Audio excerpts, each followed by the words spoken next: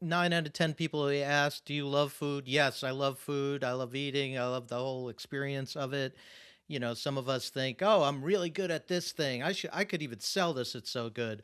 But you did sell it, which Yeah. like, what do you think? I know you explained the emotional connection to it, but what do you think gave you that confidence to say like, I'm gonna actually do this? Mm. I think it was definitely a gradual process. It didn't start out on day one where I just was like, I have this vision for a, global sauce brand that I'm going to move to the US and launch. It was definitely a step-by-step process, and each step sort of revealed the path ahead, and the possibilities ahead. And, in the very beginning, I actually started Fly by Jing as an underground supper club. So I had trained under this incredible chef in Sichuan who is one of the top chefs in China. The food that I was serving to my guests at my supper clubs, people's eyes would widen and they would just, you could tell that their palate was awakened, and, they had never tasted these before, but you could tell that their lives will never be the same, after Right. they've Yeah. experienced this expansion of their palate. And I think it was through that. It was just literally through hundreds of these events and hundreds of these, diners that I could see their instant reaction. And I realized these flavors that I grew up with, that I was enamored with, were actually universal. Like there's really even people who, from all walks of life, from every part of the world, who had never had these flavors, never even heard of Sichuan, they all loved it, and connected to these flavors. So I was like, I think there's something here. I mean, I think the great thing about food is, as you said, you put it in front of someone. Someone could fake like, "Oh, yum, great," and then they push it aside. But you could like right now, I'm using every ounce of my energy to not shove this all into my mouth. So you could tell instantly, do people like this or they don't? And I'm Yeah. sure you did. Which leads me to I want to ask you about this kind of legendary Kickstarter campaign when you launched. You got 3,000, more than 3,000 people to come aboard. How did you go about fostering that community? Was it those supper clubs, or was it other things where you were able to reach out to so many people? Yeah, I think the Kickstarter was really the impetus that kind of got everything started. I delayed doing it for a really long time because that was, really putting it out there, right? Like, I had gone to Expo West, this trade show in California, had seen that there was really a lack of, a gap in the market for high I'm listening, quality. but I can't. I got to take another Oh, spoonful. yeah, go for it.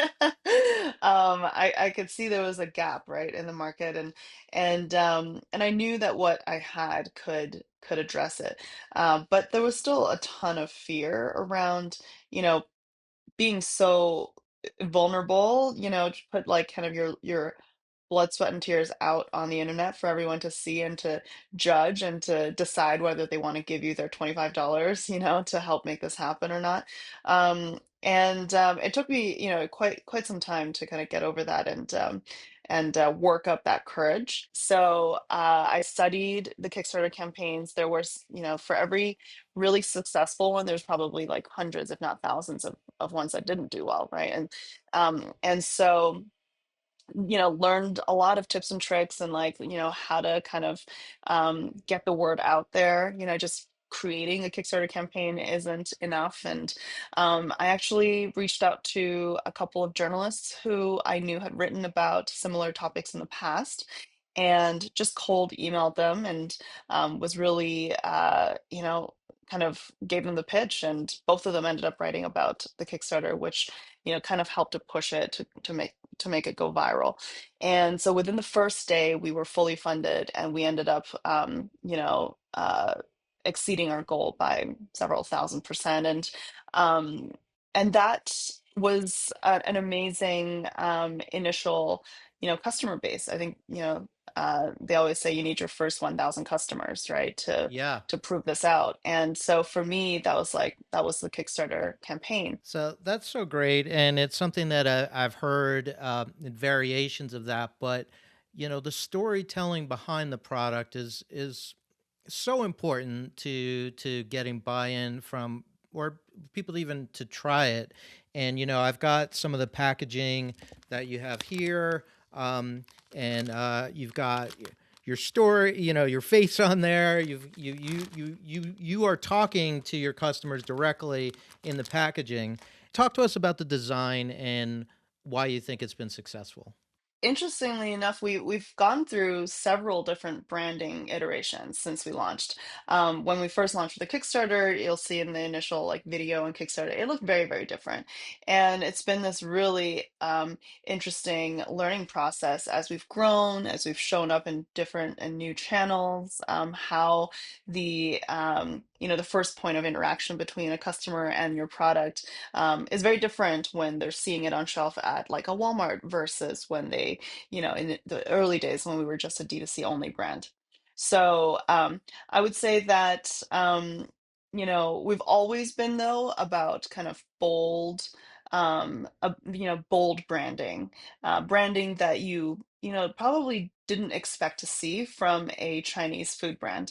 Up until then, Chinese food brands all lived within Chinatowns or, a Ranch 99 or, just you wouldn't see them in the mainstream kind of shelves in grocery stores. My main goal in the very early days was really just to like make people do a double take and, kind of stop them in their tracks and maybe even have them question themselves on why they expected a Chinese chili sauce to look different.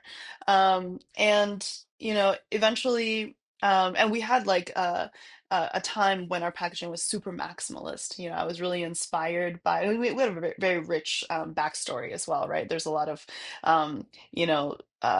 stories around even my own motivation to be doing this and my own search for identity and, a sense of belonging and all of that story, that backstory, we put on the jar. And then eventually, as we evolved our channel mix and and started showing up in places like Target and Walmart and Costco, for each channel, we kind of really had to think about, what are people seeing when they're walking down the aisle. So when you were starting out on this journey, what did you think the word success would mean, and what do you think success means now?